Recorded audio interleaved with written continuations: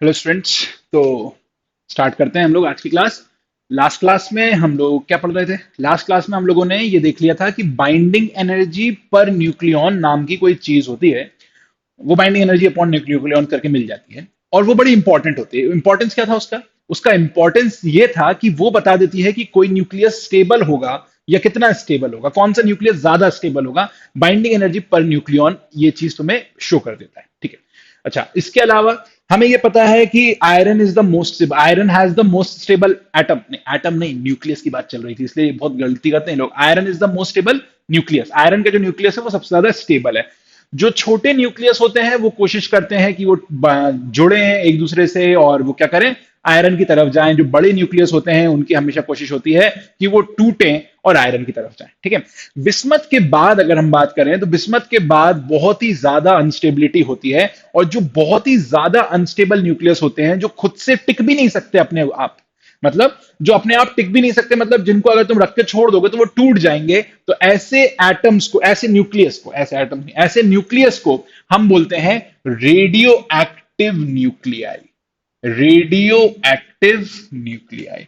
Radio active nuclei क्या होता है? रेडियो एक्टिव न्यूक्लियाई मतलब वो न्यूक्लियाई की बात हो रही है जो खुद से टिक भी नहीं सकते, जो स्पॉन्टेनियसली टूट जाते हैं या स्पॉन्टेनियसली कुछ ऐसी चीज शो करते हैं अपने न्यूक्लियस के अंदर जिससे वो स्टेबिलिटी की तरफ जाने की कोशिश करें। तो रेडियो एक्टिव न्यूक्लियाई क्या हुआ? रेडियो एक्टिव न्यूक्लियाई वो न्यूक्लियाई हैं, are those nuclei which show spontaneous, क्या बोलेंगे, स्पॉन्टेनियस टूटना क्या होता है? फिजन नहीं, फिजन नहीं, स्पॉन्टेनियस हम बोलना चाहिए nuclear reactions which show spontaneous nuclear reactions या स्पॉन्टेनियस न्यूक्लियर डिके, ये बेटर है। स्पॉन्टेनियस न्यूक्लियर डिके, डिके मतलब होता है टूटना, वो बेटर है। तो which show spontaneous nuclear decay, which shows spontaneous nuclear decay to achieve stability, ठीक है, टू अचीव स्टेबिलिटी। तो ऐसी न्यूक्लियाई को हम लोग बोलते हैं रेडियो एक्टिव न्यूक्लियाई।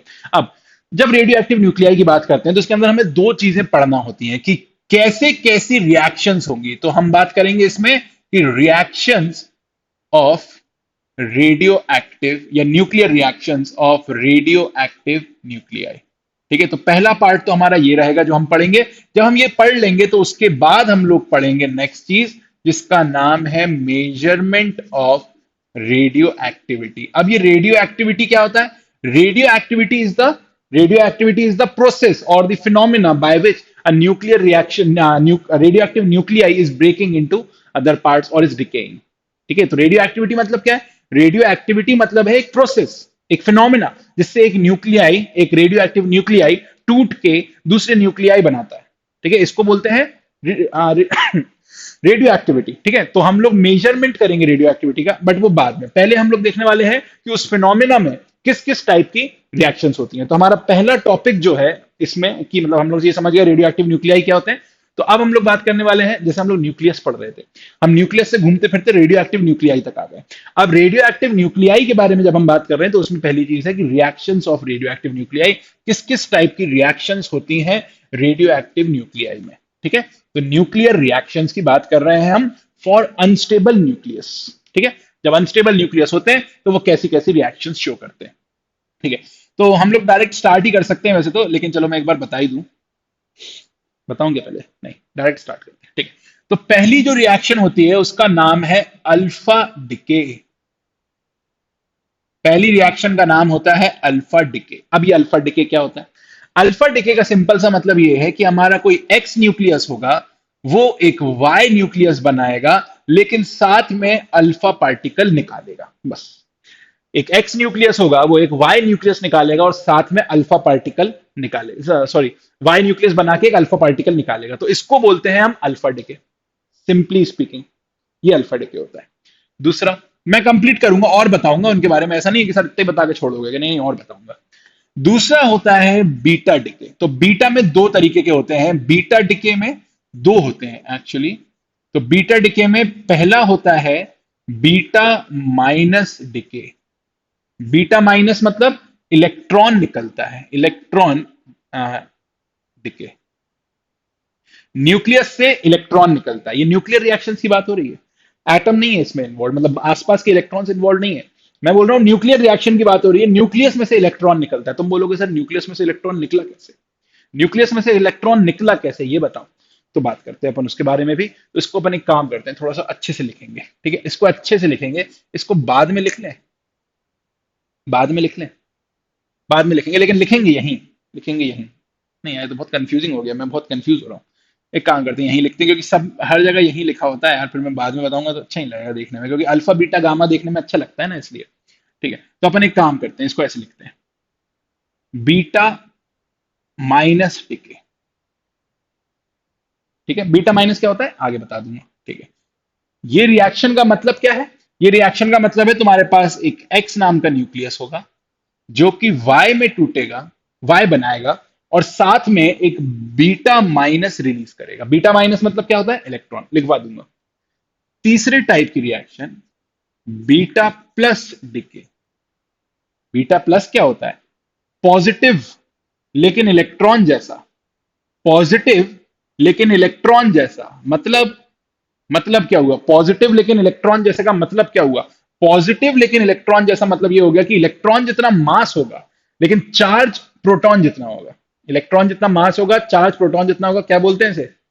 पॉजिट्रॉन। ठीक है, तो पॉजिट्रॉन निकालेगा, कौन निकालेगा? न्यूक्लियस। तो ये न्यूक्लियस निकाल रहा है, न्यूक्लियस में से अल्फा पार्टिकल निकला, बचा क्या? वाई। न्यूक्लियस में से बीटा माइनस निकला, बचा क्या? वाई। न्यूक्लियस में से बीटा प्लस निकला, बचा क्या? वाई। वाई क्या है? ये अलग अलग है, हर केस में वाई अलग है, एक्स अलग है। ठीक है, अगला अगला अगला अगला फोर्थ, अगला कहलाता है के कैप्चर या के इलेक्ट्रॉन कैप्चर। के कैप्चर या के इलेक्ट्रॉन कैप्चर, ये थोड़ा सा अलग टाइप का है। ये क्या करता है? एक्स जो है ना, वो एक इलेक्ट्रॉन खा जाता है। कहां से खाता है पता है? इसको के कैप्चर भी बोलते हैं या के इलेक्ट्रॉन कैप्चर बोलते हैं। कहां से खाता है पता है? के शेल का इलेक्ट्रॉन खाता है, सबसे पास वाला जो शेल होता है ना, उसके न्यूक्लियस के आसपास सबसे पास कौन सा शेल? के का इलेक्ट्रॉन खा जाता है। के का इलेक्ट्रॉन खा के नई चीज बना देता है, वह न्यूक्लियस खा जाता है इलेक्ट्रॉन। अनस्टेबिलिटी इतनी है। ठीक है, ठीक है। Fifth, last, gamma decay. Gamma decay क्या है? एक्स है, एक्स ही बनाता है, गामा निकालता है। Gamma is a photon. Gamma मतलब क्या है? फोटोन। ठीक है, गामा एक फोटोन है। जैसे अगर मैं बोलूं एक्सरे, एक्सरे क्या होता है? एक्सरे फोटोन होता है ना एक। तो वैसे ही गामा रे है ये। गामा रे क्या है? गामा रे भी एक फोटोन है। मतलब जब हम एक्सरे की बात कर रहे थे, तो वो क्यों निकले थे? हम ऐसा बोल सकते हैं, जैसे विजिबल लाइट से स्टार्ट करें, तो विजिबल लाइट कहां से निकाल के बताई थी हमने एटम में से? जब इलेक्ट्रॉन का ट्रांजिशन हुआ था हायर ऑर्बिट से लोअर ऑर्बिट में, हाइड्रोजन एटम्स के लिए, हाइड्रोजन लाइक एटम्स के लिए। ठीक है, फिर हम लोगों ने एक्सरेज पढ़ा था, तो एक्सरेज में हमें कैरेक्टरिस्टिक एक्सरेज में ये समझ में आया था कि जब हायर ऑर्बिट से लोअर ऑर्बिट में एक इलेक्ट्रॉन कूदेगा मेटल्स के लिए, हैवी मेटल्स के लिए, तो जो फोटोन निकलता है वो बहुत हाई एनर्जी का होता है, और उसको हमने बोल दिया था एक्सरे फोटोन।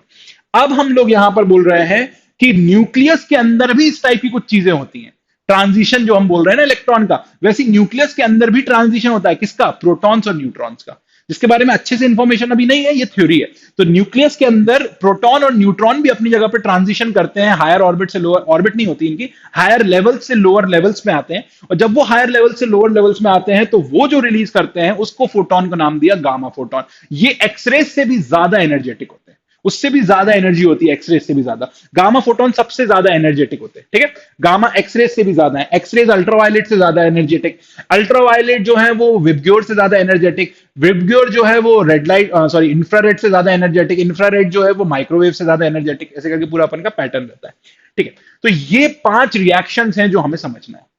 ये 5 रिएक्शन है जो हमें समझना है, और बहुत ही सिंपल रिएक्शन है, ऐसे कुछ बहुत बड़ी दिमाग नहीं लगाना है, ऐसा बहुत सिंपल चीज है। देखो क्या, अगर हमारे पास इनिशियली जो एक्स नाम का एटम था, इसका एटॉमिक नंबर हमें पता था जेड है, और एटॉमिक मास पता था अगर ए है, तो अल्फा पार्टिकल का तुम्हें पता होगा एटॉमिक मास कितना होता है? 4। हीलियम का न्यूक्लियस है भाई, और एटॉमिक नंबर क्या होता है? 2।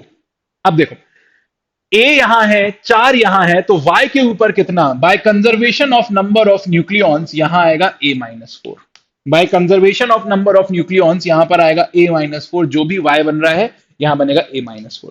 And by conservation of charge, by conservation of charge, यहां पर Z पॉजिटिव चार्ज था, यहां 2 पॉजिटिव चार्ज है, और कोई चार्ज नहीं दिख रहा है, तो यहां पर चार्ज आएगा Z-2। बस रिएक्शन कंप्लीट कर ली हमने, बहुत सिंपल चीज होती है। अगला देखते हैं, अगर हमारे पास एक न्यूक्लियस है जेड एक्स ए, मतलब ए उसके नंबर ऑफ न्यूक्लियॉन, जेड उसके नंबर ऑफ प्रोटॉन्स, ठीक है। निकला क्या? इलेक्ट्रॉन। अब इलेक्ट्रॉन बीटा माइनस मतलब क्या होता है? इलेक्ट्रॉन। और उसको डिनोट कैसे करते हैं मैं बताऊं? बीटा माइनस से डिनोट कर सकते हो, लेकिन क्योंकि हम रिएक्शन लिखना चाह रहे हैं इधर, तो हम इधर लिखेंगे -1 और इधर लिखेंगे 0। क्योंकि एक इलेक्ट्रॉन का मास नंबर 0 होता है और एटॉमिक नंबर -1 होता है, यानी कि उसका चार्ज जो होता है वो -1 होता है। प्रोटॉन का क्योंकि 1 लिखते हैं तो इसका चार्ज -1 लिखते हैं। उसी तरीके से अगर तुम पॉजिट्रॉन की बात करोगे ना, तो पॉजिट्रॉन का भी मास नंबर सेम है, लेकिन एटॉमिक नंबर 1 होता है, ठीक है।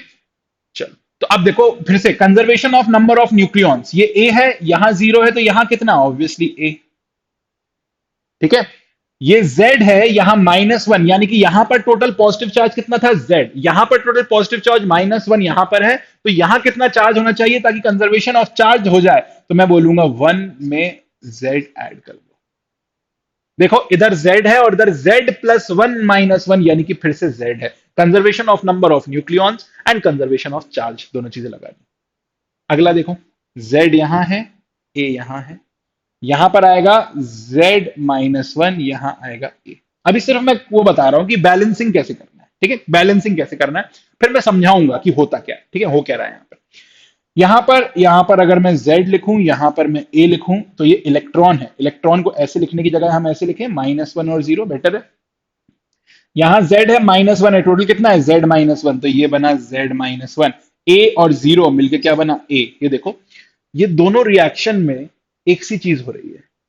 जेड एक्स ए, Z-1 वाई बना रहे हैं, जेड एक्स ए, Z-1 वाई बना रहे हैं, एक सी चीज, ठीक है।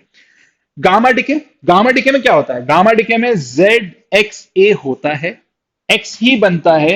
मतलब हुआ क्या है? देखो मैंने बताया ना तुम लोग को कि यहां पर क्या हुआ है, न्यूट्रॉन्स प्रोटॉन्स हायर ऑर्बिट से, हायर शेल, हायर लेवल से लोअर लेवल क्या आए हैं, अंदर आए हैं विद इन द न्यूक्लियस।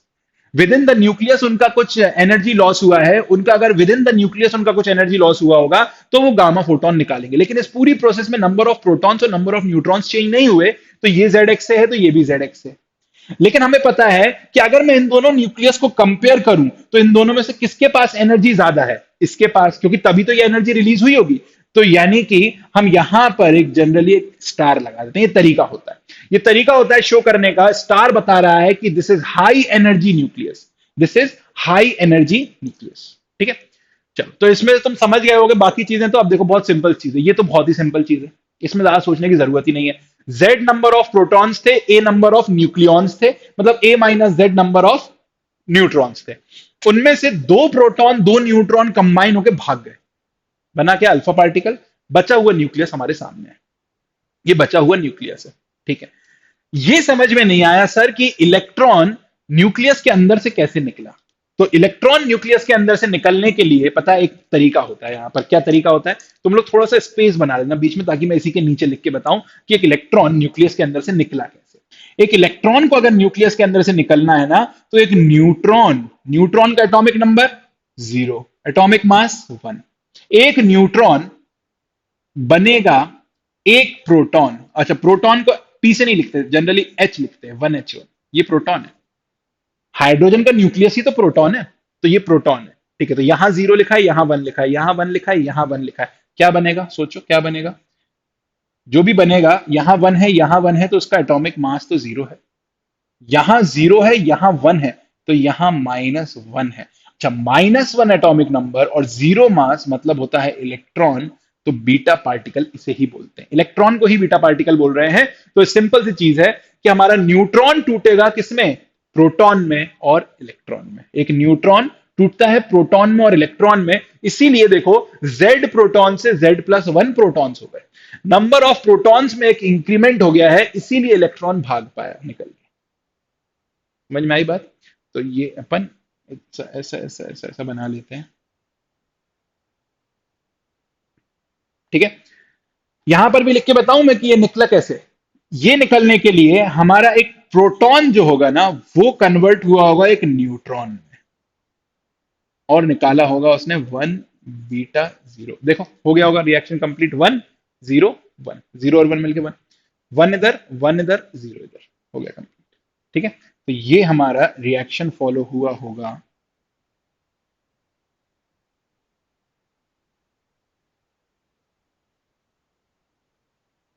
ये रिएक्शन हमारा फॉलो हुआ होगा जब हम बात कर रहे थे इस टिके की। ठीक है, तो समझ में तो आ ही गया होगा। ठीक है, ठीक है, देखते जाओ, पहले अभी लिखना मत, ठीक है, पूरा कंप्लीट हो जाने दो, फिर मैं बताऊंगा लिखने का, तब लिखते रहना आराम से। ठीक है, ठीक है, ये तो अपन को समझ में आ ही गया। इसमें तो कोई कहानी है ही नहीं, बहुत सिंपल चीज है, इलेक्ट्रॉन खाया काम हो गया। ठीक, कुछ निकला नहीं बाहर। ये भी समझ में आ ही गया होगा कि क्या करा अपन का। चलो, तो अपन के सारे कंप्लीट हो गए, अब लिख लें क्या? नहीं, अभी मत लिखो, क्योंकि इनमें से दो रिएक्शन गलत है। अब कौन सी दो रिएक्शन गलत है? सर गलत है तो लिखवाई क्यों? पहले लोगों को भी नहीं पता था गलत है, इसलिए लिख ली थी, फिर बाद में लोगों को समझ में आया गलत है। इसलिए पढ़ना भी वैसे ही पड़ता है कि पहले लोगों ने ये सोचा, बाद में लोगों को ये पता लगा। ठीक है, ठीक है, तो पूरा ये चीज समझ में आ गई होगी। इनमें से अब कुछ प्रॉपर्टीज होती है, पहले मैं प्रॉपर्टीज बता दूं वो वाली। कुछ प्रॉपर्टीज होती है इनकी कि कौन सा रिएक्शन कब प्रेफर किया जाता है, और जो भी निकल रहा है उनकी क्या प्रॉपर्टीज है। जैसे यहां पर अल्फा निकल रहा है, ये बीटा पार्टिकल निकल रहा है, और यहां पर गामा निकल रहा है। ठीक है, तो गामा जो होता है वो हाई एनर्जी फोटोन है। गामा जो है वो हाई एनर्जी फोटोन है। बीटा पार्टिकल जो है वो अपन को पता है इलेक्ट्रॉन है या पॉजिट्रॉन है, और अल्फा पार्टिकल जो है वो सबसे ज्यादा हैवी हुआ इन तीनों में। अगर मैं अल्फा बीटा गामा को कंपेयर करूं, अगर मैं अल्फा बीटा गामा को कंपेयर करूं, तो एक कंपैरिजन बनाया जाता है इनका, अल्फा बीटा और गामा का। तो सबसे पहले अगर मैं मास की बात करूं, तो मास के टर्म्स में देखा जाए तो अल्फा का मास सबसे कम, फिर बीटा का, और फिर गामा का, ये तो तुम्हें पता ही है। दूसरी चीज देखो, एक चीज और बोली जाती है, ये सारी चीजें जो है ये मैंने रट ली है, तुम भी रट लेना, क्योंकि हम लोग एक्सपेरिमेंट तो कर नहीं सकते इन चीजों का। दूसरी चीज ये होती है कि रटने वाली चीज नहीं है, लेकिन फिर भी, जैसे प्रॉपर्टीज में इनके डिफरेंसेस लिखने को आते हैं, तो उसमें बता रहा हूं कि अल्फा एंड बीटा जो होते हैं, they get deviated due to presence of electric and magnetic fields. Obvious सी बात है ना भाई, alpha particle positive charge, beta minus negative charge, beta plus positive charge. Positive and negative charges तो electric field और मैग्नेटिक फील्ड से deflect होते ही हैं, तो alpha and beta get deflected by electric and magnetic fields, but gamma does not get deflected by electric and magnetic fields. तीसरा, तीसरा एक और इस टाइप का लिखा रहता है, the penetrating power of gamma is maximum and alpha is minimum. Penetrating power मतलब किसी भी मटेरियल के अंदर तक घुसने की क्षमता। ठीक है, the penetrating power is maximum for gamma photon and minimum for alpha particle. ठीक है, ये याद रखना पड़ेगा। चौथी चीज एक और होता है ionising power. Ionising power is maximum of alpha particle and minimum of gamma particle, gamma photon. ठीक है, अब ये चीजें तुम्हें रटना पड़ेंगी, कुछ नहीं कर सकता मैं इनका, तुम्हें रटना पड़ेंगी। ठीक है, ये चीजें कि आयोनाइजिंग पावर अल्फा की ज्यादा, फिर बीटा की, फिर गामा की। पेनिट्रेटिंग गामा की ज्यादा, फिर बीटा की, फिर अल्फा की। और इसके अलावा तुम जितने प्रॉपर्टीज इनकी लिख सकते हो वो रट लेना, तुम्हारे स्कूल एग्जाम में कहीं ना कहीं काम आ जाएंगे। ठीक है, स्कूल एग्जाम में कहीं ना कहीं काम आ जाएंगे। नीट या जेडबलई मेंस की अगर अपन बात करें, उसमें भी ऐसा एक्सपेक्ट कर सकते हैं अपन कि ऐसा कुछ फर्जी सा क्वेश्चन आ सकता है, which of the following has the highest penetrating power, alpha beta gamma, none of this, answer gamma. ठीक है, which of the following has highest ionising power, alpha beta gamma, answer alpha. ठीक है, तो इस type की चीजें थोड़ा सा दिमाग में रख लेना, और कुछ नहीं। ठीक है, तो ये अपन की कहानी हो गई। ये इतनी इंपॉर्टेंट कहानी नहीं है जो अभी अभी बताई मैंने, ये वाली अल्फा बीटा गामा की मतलब जो डिफरेंसेस वाली, वो इतनी इंपॉर्टेंट नहीं है। रिएक्शंस बड़ी इंपॉर्टेंट है। आई होप रिएक्शंस में तुम्हें कहीं कोई डाउट नहीं है, कोई भी डाउट नहीं होना चाहिए रिएक्शंस में। हाँ, मैंने बोला कि एक रिएक्शन है ऐसी या दो रिएक्शन है ऐसी जिनको अपन को करेक्ट करना है, वो करते हैं अपन। पर पहले जो इंपॉर्टेंट चीज है यहां से देख के जो समझ में आती है, पहले वो कंप्लीट कर लेते हैं। ठीक है, अब बात यह आती है कि कौन सी रिएक्शन कब होती है, कौन सी रिएक्शन कब होती है, क्या रीजंस होते हैं इन रिएक्शंस के होने के। ठीक है, क्या रीजंस होते हैं इन रिएक्शन के होने के। ठीक है, ठीक है, तो एक सबसे बड़ा रीजन जो यहां पर है रिएक्शन के होने का, वो ये होता है कि बड़ा न्यूक्लियस होता है। ठीक है, तो पहला रीजन होता है साइज ऑफ न्यूक्लियस। न्यूक्लियस का साइज बहुत बड़ा है, एक रीजन ये होता है जिसकी वजह से ये रिएक्शंस होती हैं। ठीक है, दूसरा सुनो, दूसरा रीजन होता है, ऐसा बोल सकते हैं हम लोग, दूसरा रीजन ये होता है कि न्यूट्रॉन्स को ज्यादा ही है, न्यूट्रॉन्स को ज्यादा ही है, तो हाई n:p रेशो। n मतलब न्यूट्रॉन है और p मतलब प्रोटॉन है। अगर न्यूट्रॉन को ज्यादा ही है उसके अंदर, प्रोटॉन्स कम है, तो भी अनस्टेबिलिटी बढ़ जाती है। उनका एक जो वो होता है, रेशो होता है, वो मेंटेन करना पड़ता है। वो रेशो आई थिंक 1.3 के आसपास होता है स्टेबिलिटी के लिए, वो बेटर होती है स्टेबिलिटी। तो n:p रेशो अगर बढ़ जाता है तो प्रॉब्लमेटिक है। ठीक है, तो इसलिए 1:2, 1.2 होता है या 1.3 होता है, ऐसा कुछ रेशो, n:p का रेशो जो होता है 1:3 नहीं, 1.3 या 1.2 ऐसा कुछ होता है। तो NH2P रेशियो अगर कुछ ज्यादा ही है तो भी अनस्टेबिलिटी बढ़ जाती है न्यूक्लियस की, इसलिए भी टूटता है। तीसरा तीसरा रीजन होता है इनके टूटने का लो NH2P रेशियो। NH2P रेशियो अगर कुछ कम है, ज्यादा ही कम है, मतलब प्रोटॉन ज्यादा है, इस बार अगर प्रोटॉन्स को ज्यादा है जितने रिक्वायरमेंट है उससे, तो भी ये टूटते हैं, अगला अगला होता है एनर्जी ऑफ न्यूक्लियस, या इसको अपन लिख देते हैं सीधा सीधा हाई एनर्जी। हाई एनर्जी, क्योंकि ऑफ न्यूक्लियस तो सब में ही है, हाई एनर्जी। तो ये चार रीजंस की वजह से ये पांच न्यूक्लियर रिएक्शंस होती हैं। ये चार रीजंस हैं जिनकी वजह से ये पांच न्यूक्लियर रिएक्शंस होती हैं।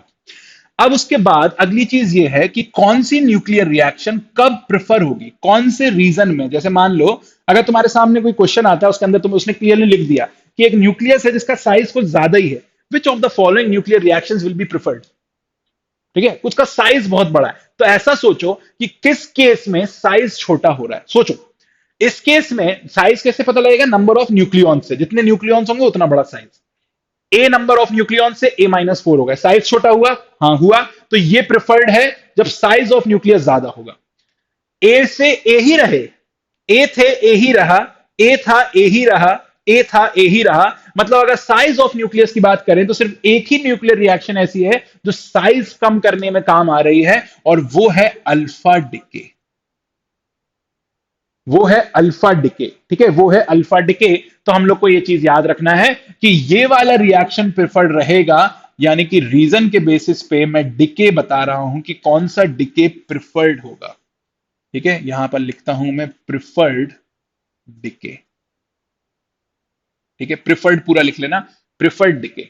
रीजन के बेसिस पे हम लोग डिसाइड कर रहे हैं कि कौन सा डिके प्रेफर्ड होगा। ठीक है, ठीक है, तो साइज ऑफ न्यूक्लियस में अपन लोगों ने क्या डिसाइड किया, अल्फा डिके प्रेफर्ड होगा। आई थिंक इसके अंदर कोई दिक्कत नहीं होना चाहिए, क्योंकि बाकी चारों रिएक्शंस में नंबर ऑफ न्यूक्लियॉन्स चेंज ही कहां हुए। जब वो चेंज ही नहीं होंगे तो साइज कैसे कम होगा। ठीक है, क्योंकि याद है तुम्हें साइज हम लोग ए के हिसाब से बताते थे, रेडियस, रेडियस क्या था, R0 A⁴ ठीक है, तो साइज बड़ा है तो कोशिश होगी कि अल्फा डिके ही हो। ठीक है, ठीक है। अब हाई NH2P रेशियो मतलब न्यूट्रॉन कुछ ज्यादा ही है, मतलब तुम चाहते हो न्यूट्रॉन टूट जाए। जब न्यूट्रॉन टूटता है तो तुम्हें दिख रहा होगा किसमें न्यूट्रॉन टूटा है, इसमें, इसमें न्यूट्रॉन टूटा है। जब NH2P रेशियो ज्यादा होता है तो इसमें तो न्यूट्रॉन सीधा सीधा टूट रहा है, और जो नया बन रहा है उसके अंदर नंबर ऑफ न्यूट्रॉन्स कम हो गए। दिख रहे हैं, दिख रहा है तुम्हें, नंबर ऑफ न्यूट्रॉन्स कम हो गए। अरे प्रोटॉन बढ़ गया, न्यूक्लियॉन्स उतने ही रहे, सीधा दिख रहा है अपन को, देखो प्रोटॉन बढ़ गया, न्यूट्रॉन्स उतने ही रहे, इसका मतलब न्यूट्रॉन कम हो गए। न्यूट्रॉन कम करना है अगर, तो बीटा माइनस डिके अच्छी चीज है।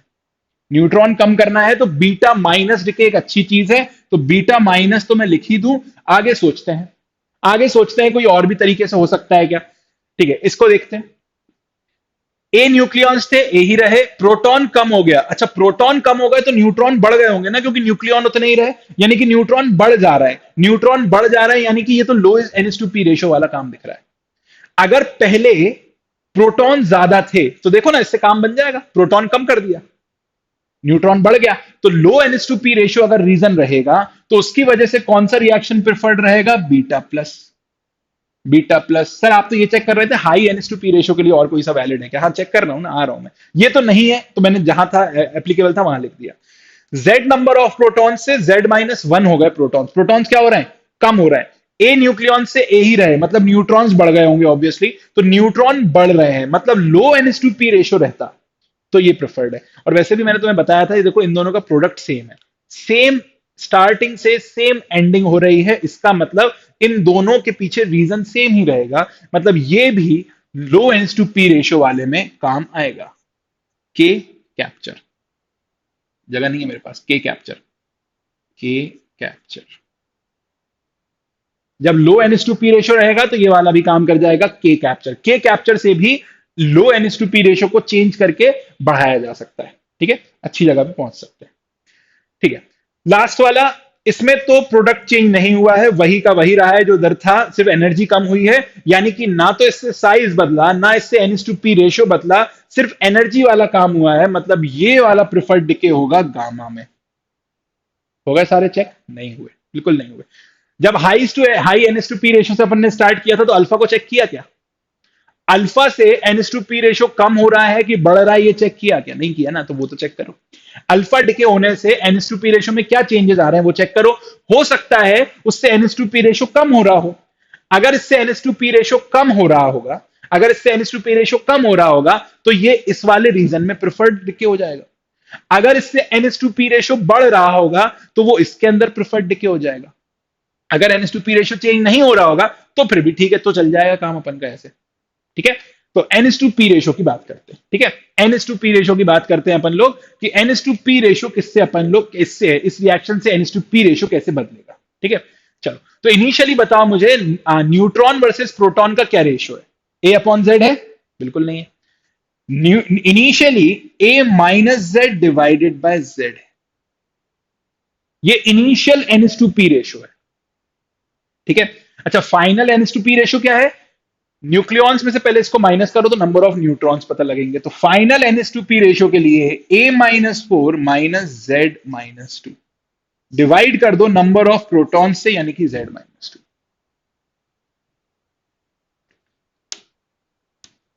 फाइनल एनएस2पी रेशियो के लिए A-4 minus Z minus two divided by Z minus two. ये है अपन का फाइनल एनएस2पी रेशियो। समझ में आया? ये है अपन का फाइनल एनएस2पी रेशियो। ठीक है, अब कौन सी वैल्यू बड़ी है समझ में तो आ नहीं रहा होगा। ऐसे थोड़ा सा आगे बढ़े, इसको अपन ऐसे लिख देते हैं A by Z minus one, और इसको अपन लिख देते हैं A minus four upon Z minus two minus one. ये initial NS to P ratio, ये final NS to P ratio, यानी कि इन दोनों में से हमें समझना है कौन सी वैल्यू बड़ी है। अच्छा, माइनस वन दोनों में से हो रहा है, तो अगर ये वैल्यू बड़ी होगी ये छोटी होगी तो माइनस वन करने के बाद भी सेम ही रिजल्ट रहेगा, तो हम बोल सकते हैं माइनस वन हटा दें तो कोई फर्क नहीं पड़ने वाला। अब इन दोनों को कंपेयर कर लो कि कौन सी वैल्यू बड़ी है। जो वैल्यू बड़ी होगी तो हम समझ जाएंगे कि उस साइड का एनएस टू पी रेशियो बड़ा है। ठीक है, अब क्या समझ में आ रहा है कि कौन सी बड़ी है? नहीं आ रहा होगा अभी भी समझ में, तो अपन फिर से चेक करते हैं। अब क्या करें? जब मैं ऐसे कंफ्यूज होता हूं ना कि मुझे समझ में नहीं आता कि कौन सी वैल्यू बड़ी है, तो मैं एक को बड़ा मान लेता हूं और फिर मैं देखता हूं कि उससे क्या रिजल्ट मिल रहा है। जैसे चलो अपन मान लेते हैं कि फाइनली मान लेते हैं ये high NS to P ratio के लिए ये प्रिफर्ड चीज थी। सुनना सुनना, ये high NS to P ratio के लिए प्रिफर्ड था, यानी कि इससे एनएस टू पी रेशियो कम हो रहा होगा। अगर इससे एनएस टू पी रेशियो कम हो रहा है तो ये वाली वैल्यू बड़ी रही होगी, तो मान लेते हैं ये वैल्यू बड़ी है। अज्यूम करा, अज्यूम कर लिया कि if NH2P ratio is decreasing, यानी कि NH2P ratio initial is greater then NH2P ratio final, मान लिया। अब देखो कुछ ना कुछ इसको सॉल्व करने पे ऐसा जरूर मिलेगा जो तुम्हें बता देगा कि ये चीज सही थी कि गलत थी। ठीक है, कुछ ना कुछ इसको सॉल्व करके ऐसा जरूर मिल जाएगा तुम्हें जो तुम्हें बता देगा कि ये चीज सही थी कि गलत थी। तो अपन सॉल्व करते हैं इसको। जगह तो मेरे पास दिख नहीं रही है ज्यादा, मैं जगह ढूंढने की कोशिश कर रहा हूँ। ठीक है, चलो करते हैं। इसको पहले तो क्रॉस मल्टीप्लाई कर दो, तो ये बन गया A Z minus two A is greater than A Z minus four Z. बना? ये ए जेड और ए जेड तो गायब हो गया। अब माइनस साइन है दोनों तरफ, minus two A is greater then minus four Z. तो अपन अगर माइनस साइन हटाते हैं तो इनइक्वालिटी बदलती है, पता ही होगा इतना तो। और नहीं पता तो माइनस टू ए को इस तरफ ले जाओ, माइनस फोर जेड को इस तरफ ले आओ। माइनस कैंसिल नहीं होता इनइक्वालिटी में, बस इतना याद रखना। तो तुम्हारा मिल जाएगा two A is less than four Z, यानी कि A is less than two Z. कुछ समझ आ रहा है ये सही है कि गलत है? ये रिलेशन सही है कि गलत है? शायद नहीं आ रहा होगा, तो मैं एक बार और दिखाऊं इसी रिलेशन को। इस रिलेशन को मैं ऐसे भी लिख सकता हूं कि a minus Z is less then Z. a minus Z is less then Z. a minus Z denote करता है नंबर ऑफ न्यूट्रॉन्स और z डिनोट करता है नंबर ऑफ प्रोटॉन्स। तो कभी भी तुमने ऐसा देखा है कि न्यूट्रॉन्स कम है और प्रोटॉन्स ज्यादा है किसी भी न्यूक्लियस में? कभी भी ऐसा देखा है कि न्यूट्रॉन्स कम है और प्रोटॉन्स ज्यादा है? ऐसा तुमने कभी नहीं देखा होगा। ऐसा अगर तुमने कभी नहीं देखा है, इसका मतलब हम बोल सकते हैं कि ये जो रिलेशन है ये गलत है। यानी कि ये रिलेशन जहां से निकाला गया है वो भी गलत है, यानी कि ये गलत, ये गलत, तो ये गलत, तो ये गलत, तो ये गलत, यानी कि N is to P ratio initial is greater than N is to P ratio final is गलत। N is to P ratio initial is greater than N is to P ratio final, ये गलत है तो obviously इसका opposite true होगा, यानी कि initial वाला एन टू पी रेशियो कम होगा फाइनल वाले एन टू पी रेशियो से। इसका मतलब इस पूरी प्रोसेस में एन टू पी रेशियो बढ़ रहा है, इस प्रोसेस से एन टू पी रेशियो बढ़ रहा है, और अगर एन टू पी रेशियो बढ़ रहा है तो लो एन टू पी रेशियो वाले न्यूक्लिया इसको प्रेफर करेंगे। इस प्रोसेस में एन टू पी रेशियो बढ़ रहा है, यानी कि लो एन टू पी रेशियो वाले इस चीज को प्रेफर करेंगे। तो हम ऐसा बोल सकते हैं कि इसके लिए एक और रीजन भी है, और वो है अल्फा। समझ में आया? समझ में आया क्या हुआ? ठीक है। तो निकालना कैसे है ये भी जरूरी था, क्योंकि कई बार तुम क्या होगा, तुम भूल जाओगे। अगर तुम याद रख रहे हो तो कोई बात नहीं, याद रख लो इस चीज को तुम, ये जो भी अपन ने लिखा है यहाँ पर ये पूरा याद रख लो। याद नहीं रख सकते हो तो निकालना आना चाहिए कि कौन सी रिएक्शन कब प्रिफर्ड होगी। साइज ऑफ न्यूक्लियस बहुत सिंपल था, हाई एनर्जी इनसाइड न्यूक्लियस वो बहुत सिंपल था, वो तो सिंपल है। High NS to P ratio का याद रख लो beta minus, high NS to P ratio के लिए याद रख लो बीटा माइनस, सिर्फ एक याद रखना पड़ा। बस इतना याद रखना कि high NS to P ratio का एक एक जवाब बीटा माइनस बस। अगर वो बोलता है high NS to P ratio, सिर्फ एक आंसर है बीटा माइनस। बाकी जितने बचे वो सारे लो एनएस टू पी रेशो के लिए जाएंगे। ऑब्वियसली गामा इन्वॉल्व नहीं होगा उसमें, तो चार है ये, एक दो तीन चार, गामा हटाओ गामा हटाओ गामा हटाओ, एक दो तीन चार, इन चारों में न्यूक्लियस चेंज होता है, और जो न्यूक्लियस चेंज हो रहा है उनमें से beta minus high NS to P ratio वाले में प्रिफर्ड रहेगा, मतलब वो एनएस टू पी रेशियो को सही जगह लेके जाता है, हाई से वो सही जगह लेके जाता है, लो नहीं बोलूंगा, हाई से सही जगह लेके जाता है बीटा माइनस वाला। बाकी सब जो तीन बचे वो लो से सही जगह लेके जाते हैं। ठीक है, तो आई होप तुम्हें समझ में आ गया हो क्या करा अपन लोगों ने यहाँ पर। ये कैलकुलेशन इज नॉट इंपॉर्टेंट, यहाँ पर ये कैलकुलेशन बिल्कुल इंपॉर्टेंट नहीं है। मैंने तुम्हें तरीका बताया कि जब भी कंफ्यूजन होता है ना तो ऐसे कर लिया करो।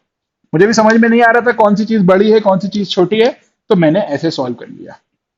ठीक है, तो एन टू पी रेशियो जो होता है इसके अंदर भी डिक्रीज करता है। समझ में आ गया? समझ में आया? ठीक है, अभी लिखा तो होगा नहीं तुमने, एक काम करो नोट कर लो, नोट कर लो सब। लेकिन वो कुछ गलत गलत इक्वेशंस थी, हाँ गलत थी, नोट कर लो, फिर लिखवा दूंगा मैं कि इनमें से ये वाली दो रिएक्शंस गलत थी। तो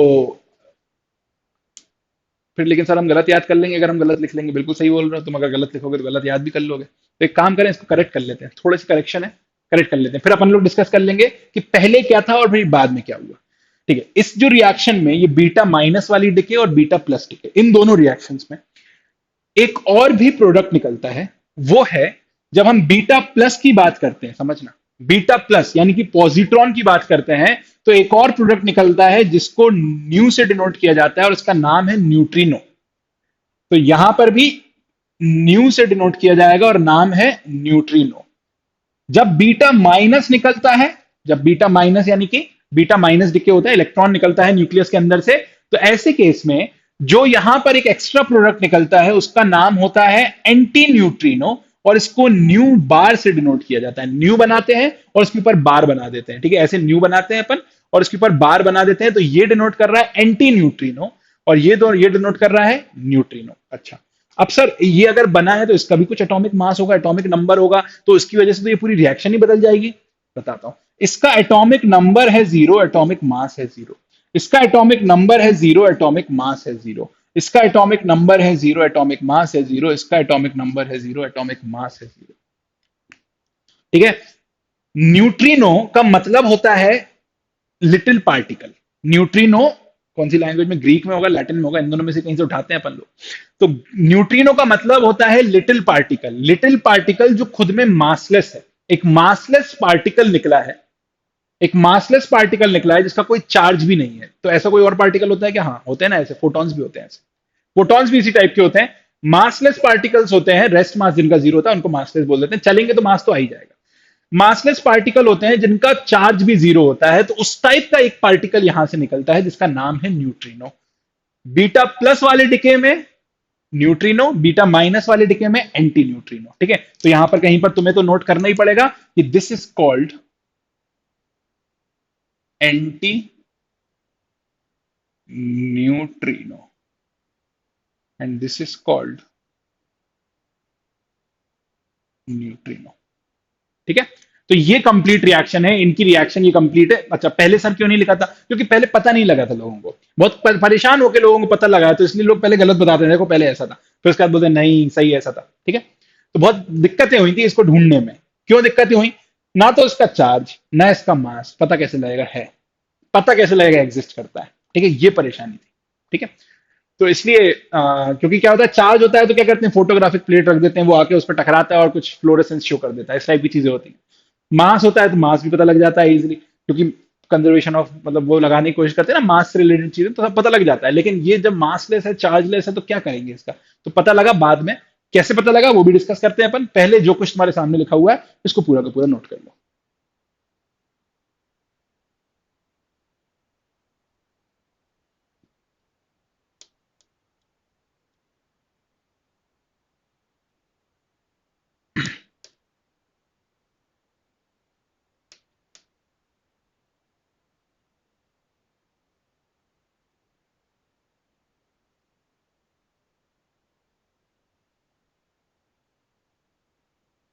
ये हटा दें।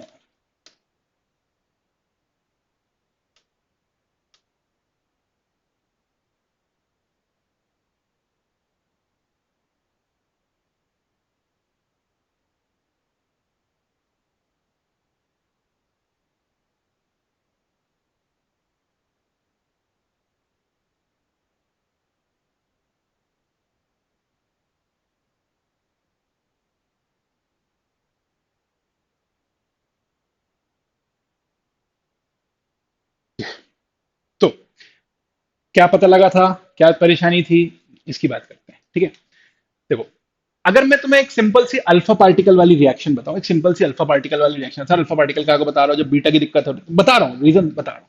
अगर अल्फा पार्टिकल वाली रिएक्शन की बात करूं, सुनना और आंसर भी देना है तुम्हें।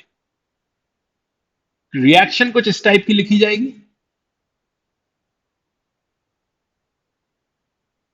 क्वेश्चन पूछूं? क्वेश्चन पूछूं? अगर इस रिएक्शन की Q वैल्यू Q नॉट है, इस रिएक्शन की Q वैल्यू Q नॉट है, मतलब इस रिएक्शन, ये रिएक्शन एक्सो एनर्जिक है और एनर्जी कितनी रिलीज हो रही है? Q not. एनर्जी कितनी रिलीज हो रही है? Q not. ठीक है, अगर इस रिएक्शन की Q वैल्यू Q नॉट है, तो मुझे बताओ इस अल्फा पार्टिकल की काइनेटिक एनर्जी कितनी होगी आफ्टर द रिएक्शन। इस अल्फा पार्टिकल की काइनेटिक एनर्जी कितनी होगी आफ्टर द रिएक्शन? सर बड़ा टफ क्वेश्चन पूछा है, मैं बताता हूं।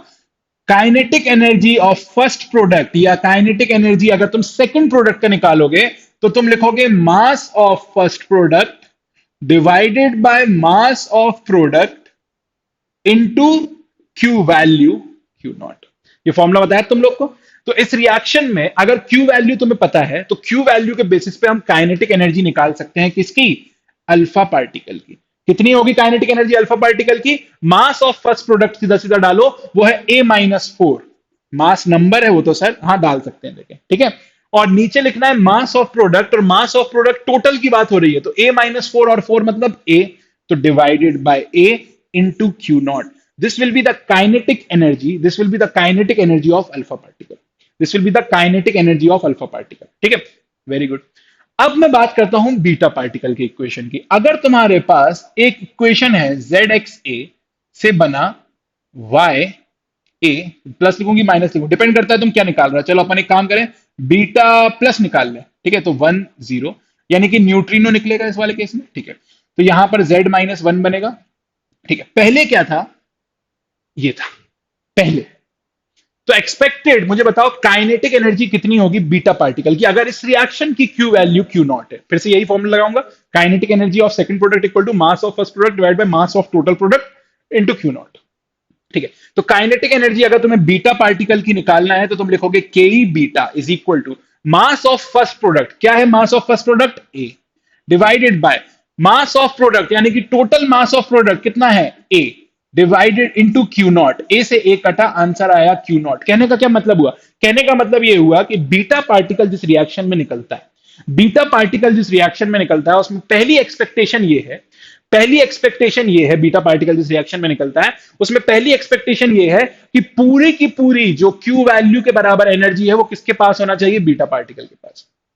ऑल्दो हम लोग अप्रोक्सीमेटली लिखते हैं, तो नियरली क्यू तो होना चाहिए ना, नियरली क्यू नॉट तो होना चाहिए। क्यू नॉट से कम नहीं हो सकती, थोड़ी सी कम हो सकती है, इतनी सी, लेकिन ज्यादा कम नहीं होना चाहिए, क्योंकि मास नियरली निग्लेजिबल है बाय कंजर्वेशन ऑफ मोमेंटम। हमने ये चीज निकाली थी, याद है? बाय कंजर्वेशन ऑफ मोमेंटम हमने ये चीज निकाली थी और हमें ये पता लगा था कि इससे हम निकाल सकते हैं kinetic energy of any product, और इससे एक्सपेक्टेड ये था कि क्यू नॉट के बराबर काइनेटिक एनर्जी होना चाहिए बीटा पार्टिकल की। लेकिन एक्सपेरिमेंटली जब इस चीज को चेक किया गया तो ये पता लगा कि क्यू नॉट के बराबर काइनेटिक एनर्जी थी नहीं बीटा पार्टिकल की। क्यू नॉट के बराबर काइनेटिक एनर्जी नहीं थी बीटा पार्टिकल की, काफी कम भी थी उससे। क्यू नॉट से काफी कम काइनेटिक एनर्जी पर भी थे बीटा पार्टिकल्स। ठीक है, क्यू नॉट के बराबर एनर्जी तो बहुत ही मतलब नियरली जीरो ऐसे थे जिनके पास क्यू नॉट के बराबर थी एनर्जी, और इवन ऐसे भी बीटा पार्टिकल मिले जिनकी जीरो काइनेटिक एनर्जी थी। और ऐसा तो मतलब सोच ही नहीं सकता था कोई कि अगर इसकी जीरो काइनेटिक एनर्जी होगी और इसको काइनेटिक एनर्जी मिल जाए तो फिर ये कहां का कंजर्वेशन ऑफ मोमेंटम है। तो एक प्रॉब्लम तो ये आई कि भाई कंजर्वेशन ऑफ एनर्जी नहीं दिख रहा कहीं से। एक प्रॉब्लम तो ये आई कंजर्वेशन ऑफ एनर्जी नहीं दिख रहा। क्यों नहीं दिख रहा कंजर्वेशन ऑफ एनर्जी? क्योंकि बीटा पार्टिकल का एक्सपेक्टेड एनर्जी कितनी? Q not. इसकी एक्सपेक्टेड एनर्जी कितनी? जीरो। देखा क्या गया, इसके पास है थोड़ी सी एनर्जी, इसके पास भी है थोड़ी सी एनर्जी, लेकिन दोनों का मिला के भी क्यू नॉट के बराबर नहीं है। इसके पास भी एनर्जी है, इसके पास भी एनर्जी है, लेकिन दोनों का मिला के भी क्यू नॉट के बराबर एनर्जी नहीं है। इसका मतलब ये हुआ कंजर्वेशन ऑफ एनर्जी ऐसा लगा जैसे फेल हो गया है। दूसरी चीज, ऐसा देखा गया कि इसकी तो कभी कभी जीरो एनर्जी है और इसकी है। अगर दो ही पार्टिकल निकल रहे हैं तो एक रुक कैसे गया? बाय कंजर्वेशन ऑफ मोमेंटम दोनों को अपोजिट डायरेक्शन में भागना चाहिए, तो कंजर्वेशन ऑफ मोमेंटम भी फेल हो गया। तीसरी चीज ये देखी, कंजर्वेशन फेल नहीं हुआ, मतलब उन लोग को लगा ऐसा फेल हो गया। तीसरी चीज ये देखी, कंजर्वेशन ऑफ एंगुलर मोमेंटम भी फेल हो गया। कंजर्वेशन ऑफ एंगुलर मोमेंटम का मतलब क्या होता है? कंजर्वेशन ऑफ एंगुलर मोमेंटम मतलब हम रोटेशन से रिलेट कर सकते हैं कि एक पार्टिकल अगर इस तरफ घूमा था तो दूसरा particle should rotate in the opposite direction. मान लो तुम स्पेस में हो, मान लो तुम स्पेस में हो और तुमने कोई भी चीज, जैसे मान लो ये है, ये है, ठीक है, तुमने अगर कोई भी चीज को मान लो ऐसे रोटेट किया, तुम स्पेस में हो, तुमने इस चीज को ऐसे रोटेट किया, ठीक है, अगर जैसे तुम इस पे ऐसे फोर्स लगाओगे ना, तुम ऐसे ऐसे घूमने लगोगे। तुमने कोई चीज को ऐसा रोटेट किया तो तुम अपने आप उल्टे डायरेक्शन में घूमने लगोगे by conservation of angular momentum. क्यों? क्योंकि टॉर्क नहीं लग रहा ना, बाहर से कोई टॉर्क आ रहा है क्या? नहीं आ रहा। तो एक को अगर तुम एक डायरेक्शन में एंगुलर मोमेंटम दे रहे हो तो तुम्हारा एंगुलर मोमेंटम अपोजिट डायरेक्शन में आ जाना चाहिए। तो सिंपल चीज है कि conservation of energy, conservation of momentum and conservation of angular momentum तीनों ऐसे लगे जैसे कि वायोलेट हो रहे हैं। क्यों वायोलेट हो रहे हैं? क्योंकि हम लोगों को नहीं पता था कि एक और तीसरा पार्टिकल भी निकलता है। तो इसके बेसिस पे तीसरे पार्टिकल की डिस्कवरी हुई और जिसका नाम रखा गया न्यूट्रिनो। एक और ग्राफ बड़ा क्या कहते हैं, इंपॉर्टेंट नहीं बोलना चाहिए, लेकिन देखा है काफी सारी बुक्स में, देखा है मैंने कि अगर अपन काइनेटिक एनर्जी का ग्राफ बनाते हैं for number of beta particles, तो ऐसे भी कई सारे बीटा पार्टिकल्स थे जिनकी काइनेटिक एनर्जी पता है जीरो थी। काइनेटिक एनर्जी जीरो थी कई सारे बीटा पार्टिकल्स की। फिर थोड़ी काइनेटिक एनर्जी वाले कुछ पार्टिकल्स थे। फिर जैसे जैसे आगे बढ़ते गए ये kinetic energy nearly zero touch कर देती है क्यू नॉट पे। मतलब ऐसा तो कोई भी पार्टिकल नहीं मिला हमें जिसकी एनर्जी क्यू नॉट के बराबर हो, ऐसा कोई नहीं मिला। नियरली जीरो, एक आध मिल भी जाए तो चल जाएगा, but nearly zero number of particle है। और एक्सपेक्टेड क्या थी कि सबकी क्यू नॉट होना चाहिए, बट निकला क्या कि इसकी काइनेटिक एनर्जी ऐसे बहुत ही कम पार्टिकल्स थे जिनकी काइनेटिक एनर्जी क्यू नॉट के बराबर थी। वो एक्सपेक्टेड था, एक्सपेक्टेड, ठीक है, expected without neutrino, expected, but reality ये थी। इसने शो करा इसने शो करा कंजर्वेशन ऑफ मोमेंटम फॉलो नहीं हो रहा है। इसने शो करा कंजर्वेशन ऑफ मोमेंटम फॉलो नहीं हो रहा है। दोनों की एनर्जीज को ऐड करा, पता लगा क्यू नॉट के बराबर नहीं आ रही, कंजर्वेशन ऑफ एनर्जी भी फॉलो नहीं हो रहा। और इसी तरीके से कंजर्वेशन ऑफ एंगुलर मोमेंटम भी चेक किया होगा उन लोगों ने, पता नहीं कैसे किया, बट तीनों तरीके से ये पता लगा कि ये पॉसिबिलिटी नहीं है कि तीनों लॉज अपन के फेल हो जाएं। ऐसा पॉसिबल नहीं है, मतलब पक्के से कोई और निकला है, वो ढूंढना पड़ेगा। तो वो ढूंढा था, मुझे साइंटिस्ट का नाम भी याद नहीं है, वो शायद कुछ डिस्कवरी करी थी, किस तरीके से करी पता नहीं। तो उसने वो ढूंढा और फिर उसने बोला कि ऐसा नहीं हो सकता, इसलिए इसको करेक्ट करो। और करेक्ट करने में लिटिल पार्टिकल, एक लिटिल पार्टिकल निकल रहा है कोई, उस लिटिल पार्टिकल का नाम दिया न्यूट्रिनो और इसमें फिर न्यू ऐड कर दिया। ठीक है, तो तुम क्या लिखोगे? तुम ये नहीं लिखोगे इस तरफ का, ये नहीं लिखोगे। तो तुम्हें एग्जाम्पल दे रहा था मैं कि काइनेटिक एनर्जी ऐसे निकाल भी सकते हैं और उसी बेसिस पे निकालिए। ठीक है, हाँ, तुम ये लिखोगे कि initially the reaction was thought to be this, initially the reaction was thought to be ये, ठीक है। According to this reaction the expected kinetic energy of beta particle is, according to this reaction the expected kinetic energy of beta particle is, लिख लिया। But in reality, it was found that kinetic energy of beta particles was different. But in reality, the kinetic energy of beta particles was found to be following this graph. ऐसा लिख लो. The kinetic energy of beta particles was found to be following the graph. There were very few particles who had the expected kinetic energy. There were very few particles, beta particles, which had the expected kinetic energy.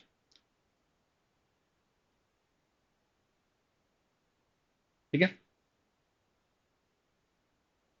अब क्योंकि ये निकाला गया था conservation of momentum से, यानी कि इससे प्रूव हो गया कंजर्वेशन ऑफ मोमेंटम वायलेट हो गया, तो उसके बाद देख लो, this proves that conservation of momentum was not applicable और conservation of momentum seems to be violated from this graph. Conservation of momentum seems to be violated. ठीक है। फिर उसके बाद देखो, the sum of kinetic energies of the product y and beta particle was also not equal to q naught. That means the sum of kinetic energies of y and beta particle also was also not equal to q naught. That means conservation of energy also seems to be violated. That means conservation of energy also seems to be violated. अब अगर तुम्हें लग रहा है sir repeat, तो repeat कर लो खुद ही यार, मुझसे क्यों बोल रहे हो, ये तो फायदा है। ठीक है, हो गया। फिर उसके बाद तीसरा लिख दो, मुझे नहीं पता कैसे करा है, लेकिन लिख दो ये वाला भी। Similarly conservation of angular momentum also seem to be violated in this reaction. Similarly, conservation of angular momentum also seemed to be violated in this reaction.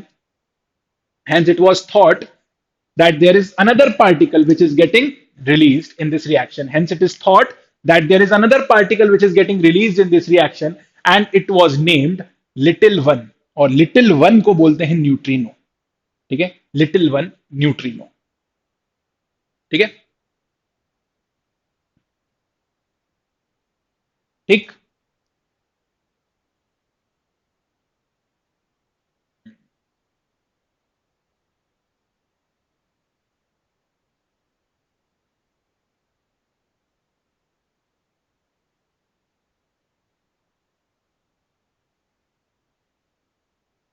ठीक है, तो इस तरीके से कंप्लीट हो गई हमारी रिएक्शन। ठीक है, तो ये जो कहानी अभी तक मैंने तुम लोग को बताई, जितनी भी चीजें मैं तुम लोग को बताई, ये हम लोग बोल सकते हैं कि हम लोगों ने पढ़ा कि क्यों होती है न्यूक्लियर रिएक्शंस।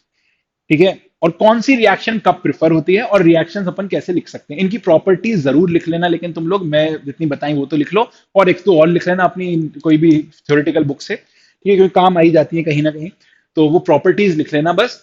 और अब जो नेक्स्ट टॉपिक हमारा रहेगा वो रहेगा मेजरमेंट ऑफ रेडियो एक्टिविटी। ठीक है, जो नेक्स्ट टॉपिक हमारा रहेगा वो रहेगा मेजरमेंट ऑफ रेडियो एक्टिविटी।